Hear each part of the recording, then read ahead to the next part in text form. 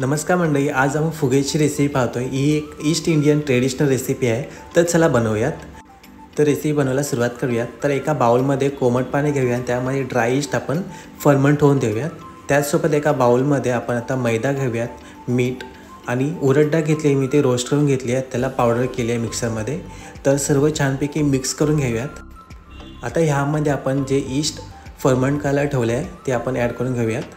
त्याचसोबत याच्यामध्ये दूध ॲड करूया। त्याच्यामध्ये कोकोनटचं दूध असतं ते ॲड करतात, जे ओरिजिनली बनवतात, तेव्हा आपण नॉर्मल मिल्क ॲड केलं तरी चालेल। त्याचसोबत व्हेजिटेबल ऑइल, हे सर्व आता छानपैकी मिक्स करून घेऊयात। ह्याचे सर्व मेजरमेंट तुम्हाला डिस्क्रिप्शन बॉक्समध्ये भेटेलच। तर आपल्याला मिल्क थोडं थोडं ॲड करत जायचं आणि सर्व छानपैकी मिक्स करून घ्यायचं आहे। आपल्याला घट्ट असं बॅटर तयार करून घ्यायचं आहे। हे पहा, असं आपला बॅटर इथे तयार झालं आहे। छानपैकी मिक्स करून घ्यायचं आहे, थोडा वेळ लागतो मिक्स व्हायला। तर आता आपलं बॅटर इथे तयार झालं आहे, बघू शकता।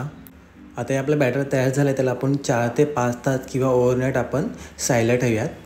फर्मेंटेशन झाल्याच्या नंतरला तुम्ही बघू शकता या बॅटरमध्ये खूप सारी अशी हवा भरली आहे। तर आपल्याला पूर्ण हवा साईडला काढून घ्यायची आहे, म्हणजे सर्व मिक्सचर एकजीव करून घ्यायचं आहे चमचेच्या साहाय्याने, किंवा हाताने तरी सुद्धा तुम्ही करून घेऊ शकता।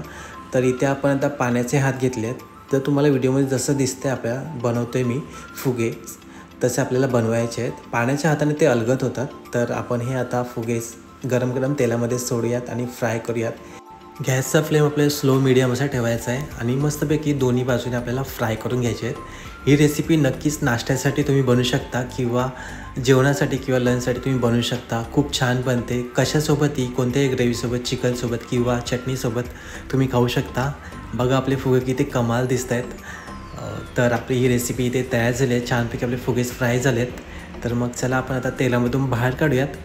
तर ही रेसिपी तुम्हाला नक्कीच आवडली असणारच। तर मला कमेंट बॉक्समध्ये सांगा तुम्हाला कशी वाटली आणि तुम्ही ट्राय करा। तर मग आता भेटूयात आता पुढच्या व्हिडिओमध्ये लवकरच। तोपर्यंत लाईक, कमेंट, शेअर आणि बाकीचे माझे सर्व व्हिडिओज बघायला विसरू नका। बाय।